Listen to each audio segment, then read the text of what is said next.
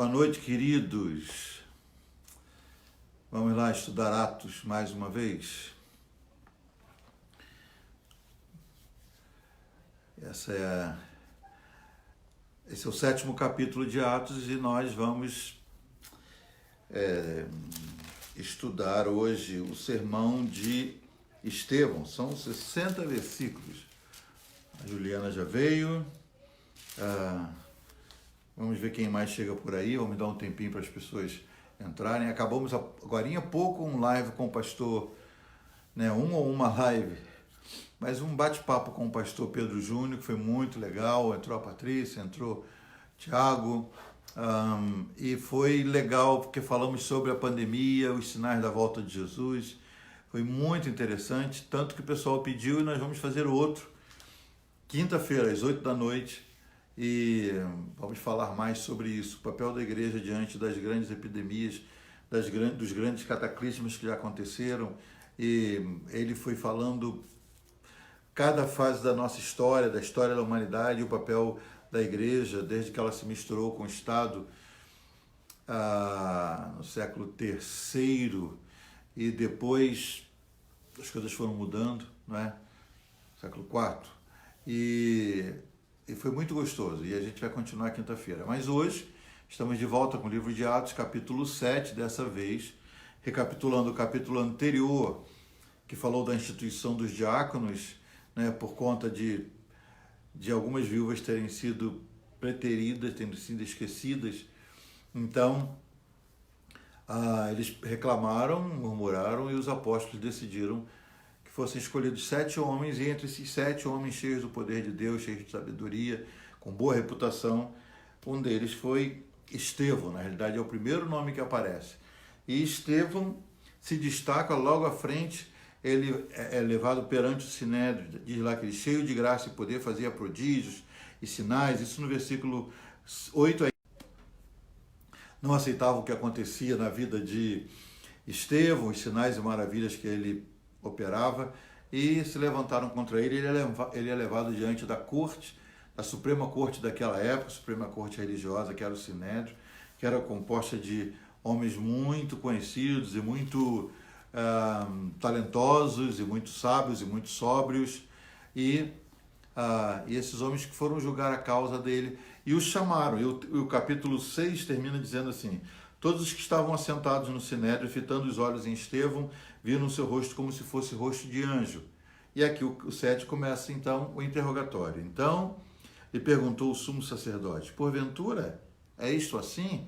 Em outras palavras, nós levantamos a ficha aqui, levantamos as testemunhas, o depoimento, e estão dizendo que você fala no tal do nome de um nazareno que disse que ia destruir o templo, que ia mudar a lei de Moisés, e como é que é isso?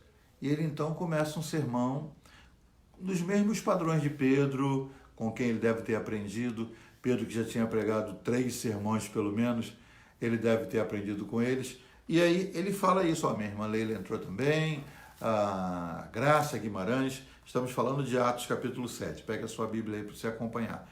Então ele começa sempre de quem? Os sermões sempre começavam a partir de Abraão, porque o povo de Israel, quando fala de Abraão, é uma referência para eles. Abraão foi o pai da fé, o pai da nação de Israel.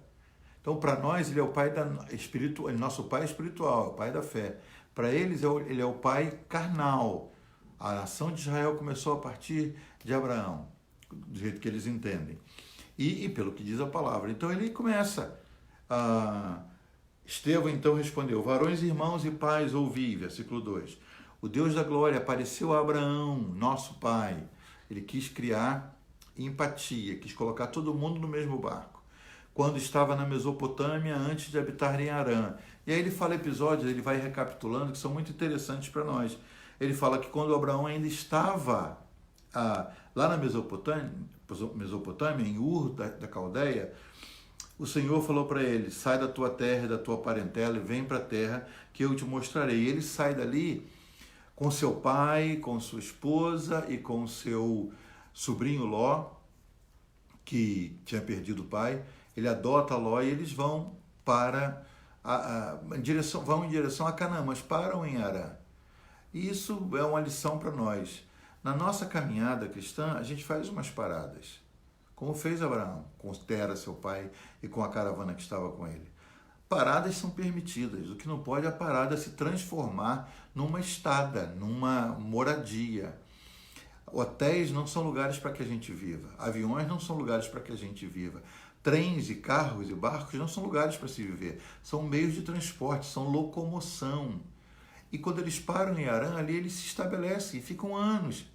Precisou morrer o pai de Abraão, o Terá, ou Tera, para que Deus renovasse essa palavra e Abraão saísse de lá. E ele ainda sai levando Ló, que foi um estorvo no caminho, que foi alguém que começou a gerar problemas entre os seus pastores com os pastores de Abraão, até que Abraão falou, meu sobrinho, vamos nos separar. E é quando ele escolhe Sodoma e Abraão vai para os carvalhais de Manre e vai para a área mais não tão promissora como a cidade de Sodoma e a de Gomorra, que eram, né, as Las Vegas de hoje, seriam assim, cidades crescentes, povoadas, muito populosas e muito agitadas.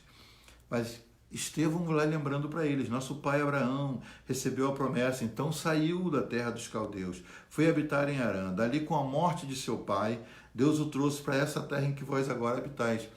Precisou morrer o pai de Abraão para que Abraão fosse para o destino que Deus queria. Isso acontece na nossa vida. Às vezes não é a morte de um ente querido, às vezes é a morte de um negócio, às vezes é a morte de um projeto, às vezes é a morte de uma compra, às vezes é um episódio triste que nos faz sair de onde estamos para ir para o lugar onde deveríamos estar. Foi assim com Abraão. Quando seu pai morreu, ele seguiu viagem. Espero que não seja preciso acontecer isso na sua vida. Então ele segue viagem e vai para os limites da terra de Israel, que hoje, né, é a chamada terra de Israel. Ali ele pisa na terra da promessa. E a Bíblia diz, no texto de Estevão, naquela terra, Deus não lhe deu herança. Deus não falou, vou te dar um pedaço daqui e tal, nem sequer o espaço de um pé, diz Estevão, mas prometeu dar-lhe a posse dela. Se você vai possuir. Herança é diferente de posse, gente. Ainda que nos nossos dias posse tenha um significado pejorativo, mas você vai poder entender. O que é herança? Meu pai morreu e deixou uma propriedade para mim. Não tem jeito, a propriedade é minha. Papel passado, ele colocou no papel que aquela propriedade seria minha e assim vou eu. Posse não. Posse é um terreno que eu entro, ele não é meu e eu tenho que tomá-lo de quem está lá. Na melhor das hipóteses, vamos dizer que você tem um terreno, mas porque você não construiu, nunca vai lá visitar, alguém se apoderou, os poceiros entraram, foram ficando, daqui a pouco construíram uma paredinha e tal, aí fizeram uma edificação, levantaram uma casa, estão no seu terreno. Como é que você vai tomar posse? Você vai ter que pôr aquele pessoal para fora. O Senhor falou, não vou te dar herança não, Abraão, vou te dar de posse. Nossas maiores vitórias não são por herança, são conquistadas por posse, porque o inimigo, ele quer se assenhorear daquilo que não é dele, que é nosso. Ele quer se apossar, daí vem a palavra posse, do que não lhe pertence. E aí nós temos que brigar para colocar os poceiros para fora, para assim assumirmos aquilo que é nosso. Depois dele, a sua descendência, porque ele não tinha filhos, diz o versículo 5. E ele vai discorrendo sobre toda a história. Deus falou da geração dele que seria peregrina, que seria escravizada e maltratada por 400 anos, foi o que aconteceu no Egito.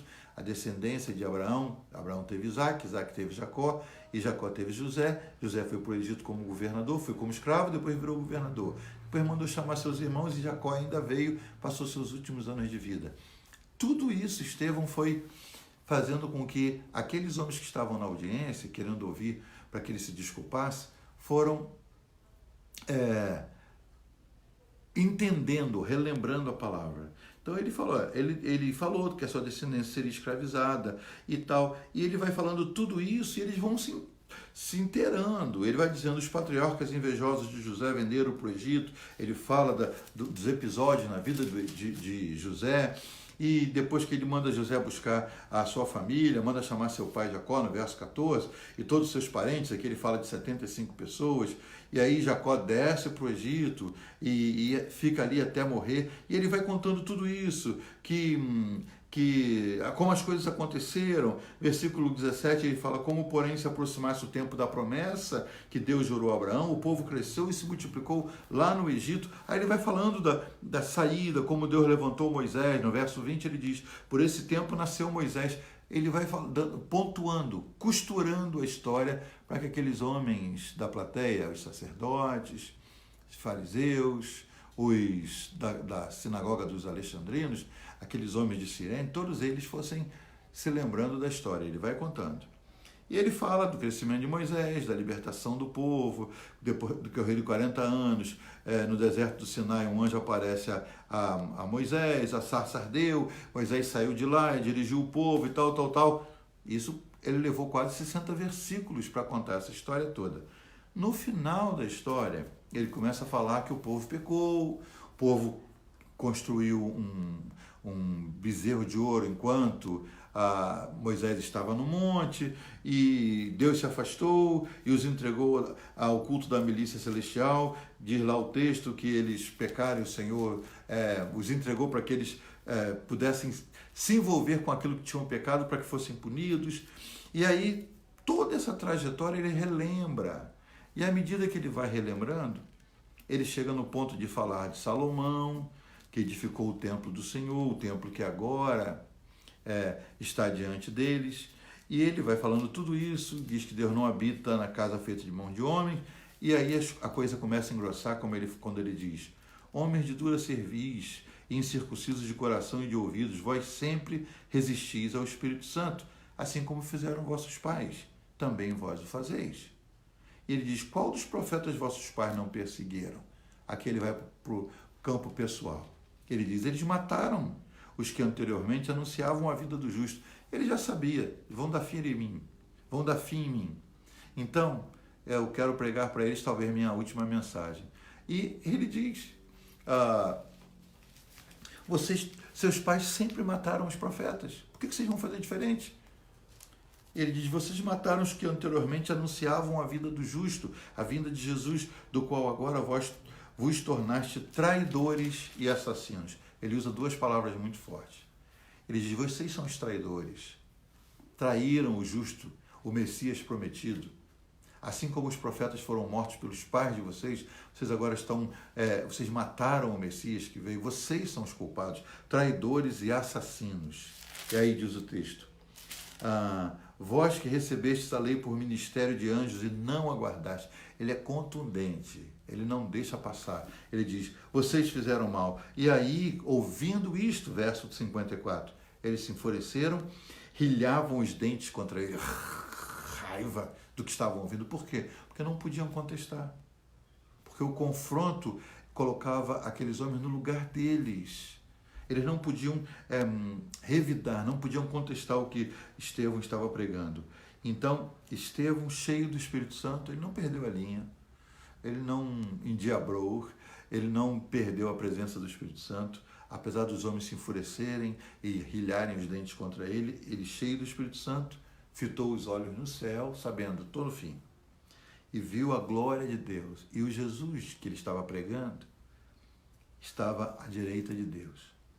Então ele diz: eis que vejo os céus abertos e o Filho do Homem em pé à destra de Deus. Ali entornou o caldo.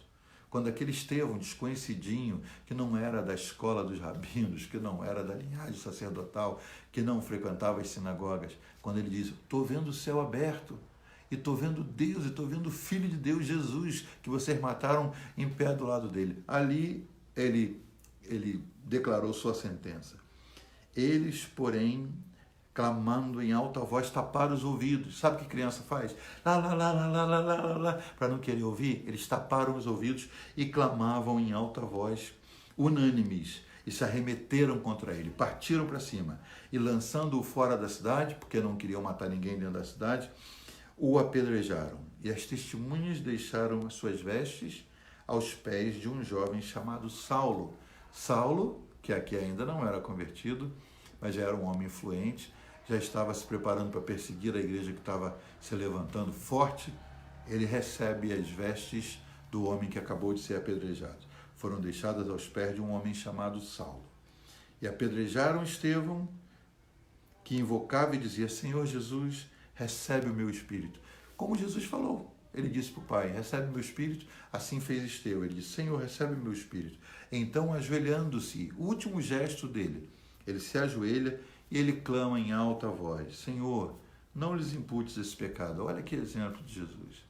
Ele estava imitando Jesus. Com estas palavras, ele adormeceu.